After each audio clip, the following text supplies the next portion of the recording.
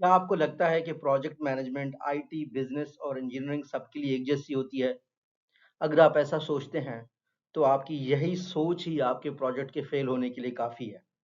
क्योंकि आजकल जितनी ज़्यादा कॉम्प्लेक्सिटी प्रोजेक्ट्स में बढ़ती जा रही है, आईटी, बिजनेस कहीं न कहीं करीब हो सकते हैं, लेकिन इंजीनियरिंग टोटली डिफरेंट फील्ड है।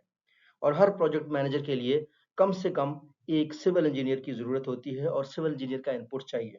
तो आज के लेक्चर में हम यही समझेंगे कि प्रोजेक्ट मैनेजमेंट आईटी में, बिजनेस में, इंजीनियरिंग में कैसे हो सकता है।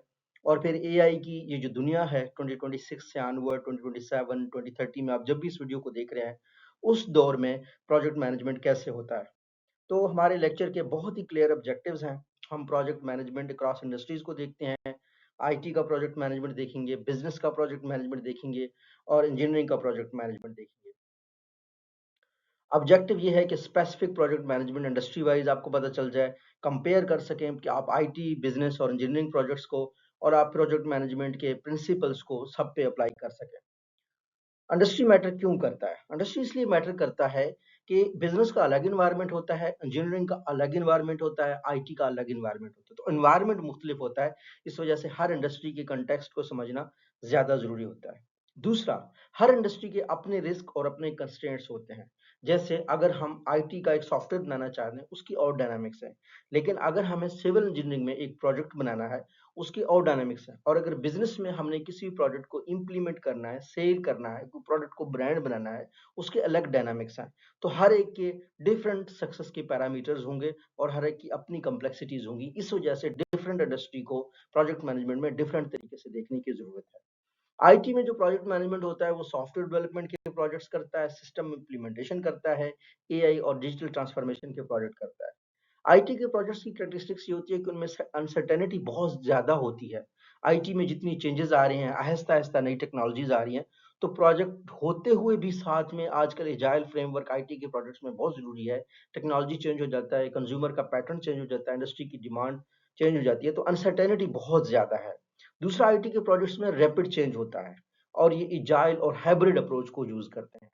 अगर हम देखें आईटी में प्रोजेक्ट मैनेजमेंट की जो मेथोडोलॉजीज हैं, एजाइल यूज कर सकते हैं, हम स्क्रम यूज कर सकते हैं, डेवऑप्स यूज कर सकते हैं और हाइब्रिड को यूज कर सकते हैं। ये सारे हमने जो मेथोडोलॉजीज हैं पहले से एक्सप्लेन की हुई। अगर आप इस पूरे लेक्चर को फॉलो कर रहे हैं, सीरीज को 45 लेक्चर्स के, तो आपको समझ आ रही हैं। अगर नहीं आ रही तो आप प्ले लिस्ट में जाएं, PMP full course by doctor Farooq Baloch. आपके पास 45 के 45 लेक्चर होंगे जहां आपसे बेसिक से एडवांस लेवल तक सारे कंसेप्ट डिफाइंड है। कॉमन आईटी प्रोजेक्ट्स में जो स्कोप जो इशू होता है वो स्कोप क्रीप का होता है, टेक्नोलॉजी चेंजेस होते हैं और साइबर सिक्योरिटी रिस्क होते हैं। स्कोप जो है ना वो हमेशा हमने देखा था कि प्रोजेक्ट को अगर कंप्लीट करना है तो इसमें आपने डेफिनेटली बाउंड्री सेट करना है, हाइब्रिड फ्रेमवर्क को आपने यूज करना है। प्रोजेक्ट मैनेजमेंट इन बिजनेस में मार्केटिंग कैंपेन्स करते हैं, बिजनेस एक्सपेंशन होती है, प्रोसेस इंप्रूवमेंट प्रोजेक्ट्स की होती है। बिजनेस प्रोजेक्ट्स की कैरेक्टरिस्टिक्स क्या होती हैं? वो मोस्टली मार्केट ड्रिवन होती हैं, रिटर्न ऑन इन्वेस्टमेंट फोकस्ड होती हैं। बिजनेस प्रोजेक्ट का हमेशा एक ही एजेंडा होता है कि भाई वो रेवेन्यू दें, at the end of the day आपको प्रॉफिट होना चाहिए। तीसरा, बिजनेस प्रोजेक्ट्स में जो स्टेक होल्डर्स होते हैं वो बहुत इंटेंसिव होते हैं। तो stakeholder engagement, stakeholder की जो हमारी पूरा लेक्चर था जिसमें पावर मैट्रिक्स को हमने समझा था, उसको आप याद से देख लीजिएगा। बिजनेस के लोगों के लिए वो बहुत जरूरी है। जहां तक ये जो पूरा कोर्स है बिजनेस आईटी के स्टूडेंट के इसलिए भी जरूरी है कि कहीं ना कहीं आपका काम एग्जीक्यूशन और प्रोजेक्ट मैनेजर के तौर पर आता है और प्रोसेस की आपसे हाई एक्सपेक्टेशन ये होती है कि आप स्टेक होल्डर्स को मैनेज करेंगे। अगर आप particularly computer science, IT, civil engineering के हैं तो आप अपनी टेक्निकल एरिया के ग्रिप को खास रखिएगा। प्रोजेक्ट मैनेजर आपको कोई एमबीए या आईटी का बंदा आपको गाइड करता रहेगा। तो बिजनेस प्रोजेक्ट्स में जो शेयर होल्डर होते हैं, स्टेक होल्डर होते हैं, वो बड़े इंटेंसिव होते हैं, उनको बड़े अच्छे से मैनेज करना पड़ता है।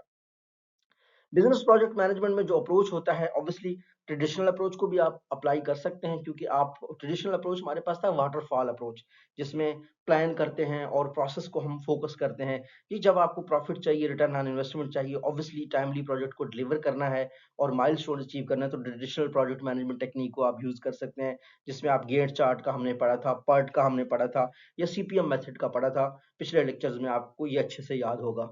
सो हाइब्रिड मॉडल्स में जहाँ पे एजाइल और वाटरफॉल दोनों यूज कर सकते हैं।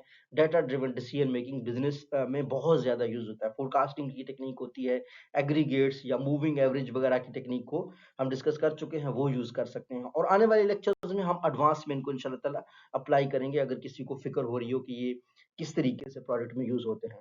प्रोजेक्ट मैनेजमेंट जो इंजीनियरिंग में होती है वो बेसिकली कंस्ट्रक्शन प्रोजेक्ट्स होते हैं, मैन्युफैक्चरिंग प्रोजेक्ट्स होते हैं, इंफ्रास्ट्रक्चर डेवलपमेंट रिलेटेड प्रोजेक्ट्स होते हैं। सो कैरेक्टरिस्टिक्स ऑफ इंजीनियरिंग प्रोजेक्ट क्या होते हैं? हाई कैपिटल कॉस्ट होता है, बहुत ज़्यादा पैसा लगता है। रेगुलेटरी कंप्लायंस बहुत ज़रूरी है, इस वजह से मैंने गुजारिश की है कि जो सिविल के जो प्रोजेक्ट्स होते हैं उसमें सिविल इंजीनियर्स का होना बहुत ज़रूरी होता है, और इनका जो स्कोप है वो फिक्स्ड होता है। इस वजह से इसमें जो है ना प्लानिंग बड़ी हार्ड लाइन होनी है, आप इसमें फ्रेमवर्क वाटरफॉल का इजीली यूज कर सकते हो। इंजीनियरिंग में जो मेथोडोलॉजी होती है वो वाटरफॉल की होती है, स्टेज गेट की होती है। वाटरफॉल में हम एक सीक्वेंस को फॉलो करते हैं, पहला स्टेप कंप्लीट होता है, फिर दूसरा स्टेप कंप्लीट स्टार्ट होता है। तो इसमें हम जो है ना इजीली एक फिक्स्ड होता है, इसमें फ्लेक्सिबिलिटी इतनी ज़्यादा नहीं होती।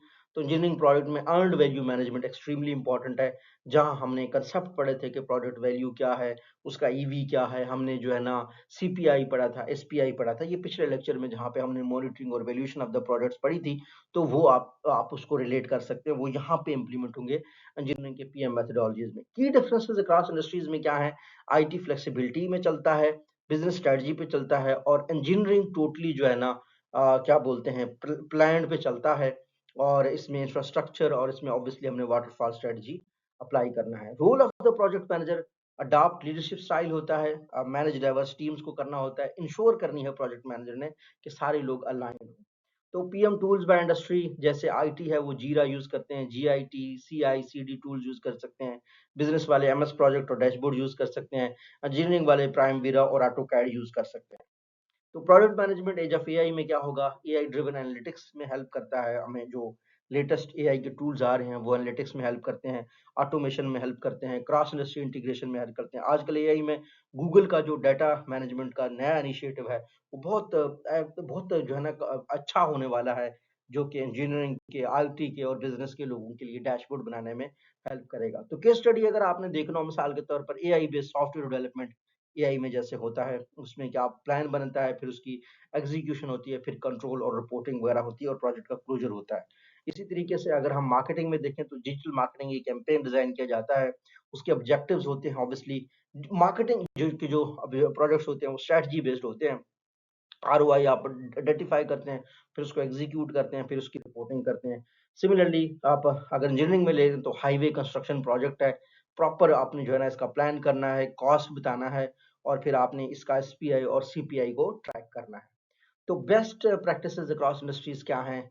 जो भी प्रोजेक्ट चाहे किसी भी इंडस्ट्री में हो, ये सब में कॉमन है कि जो अच्छे प्रोजेक्ट्स हैं, कामयाब प्रोजेक्ट्स होते हैं, उनमें क्लियर ऑब्जेक्टिव्स होते हैं, स्ट्रॉन्ग कम्युनिकेशन होती है, और कंटिन्यूस मॉनिटरिंग होती है।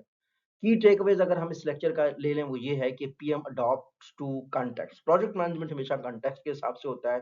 कोर प्रिंसिपल सेम होंगे, लेकिन इंडस्ट्री टू इंडस्ट्री कॉन्टेक्स्ट के आप मोहताज होते हैं। और एआई जो है ना वो सारे सेक्टर्स को एनहांस कर रहा है, और एआई हमें ये एनेबल भी कर रहा है कि डिफरेंट फील्ड के लोग डिफरेंट लोगों के लिए काम कर सकें। एआई ने हमारे लिए लर्निंग, हमारे लिए एग्जीक्यूशन, हमारे लिए प्रैक्टिकली काम करना आसान बना दिया है। एआई ने हमारे लिए कोलैबोरेशन को भी बहुत आसान दिया है। हमारा जो पिछला लेक्चर था जिसमें डिफरेंट सॉफ्टवेयर टूल थे, वो इतने ज़्यादा टूल्स मैंने आपको एक्सप्लेन किए हैं, उनको अगले लेक्चर्स में हम प्रैक्टिकली भी उनका थोड़ा ट्यूटोरियल वगैरह भी आपको देंगे, ताकि आप उनको अच्छे से अच्छा यूज़ कर सकें। अगर स्टूडेंट हैं आप, तो आपको ये पता होना चाहिए कि आईटी में क्या होता है, बिजनेस में क्या होता है, इंजीनियरिंग प्रोजेक्ट मैनेजमेंट में क्या होता है। हमने डिटेल से डिस्कस किया कि आईटी का फोकस क्या है, आईटी में मेथड कौन सा यूज होता है, बिजनेस का फोकस क्या है, बिजनेस में मेथड कौन सा यूज होता है, इंजीनियरिंग का फोकस क्या है, इंजीनियरिंग में मेथड का ऐसा यूज होता है। और लिस्ट ऑफ मेथडोलॉजीज आपको पता होनी चाहिए, ताकि आप अकॉर्डिंगली बेस्ट मेथडोलॉजी को अपने लिए यूज कर सकें। नेक्स्ट हम यहाँ यूज करेंगे प्रोजेक्ट फेल क्यों होते हैं, प्रोजेक्ट के सक्सेस फैक्टर्स क्या हैं, और केस स्टडीज क्या हैं। See you in the next lecture. Thank you.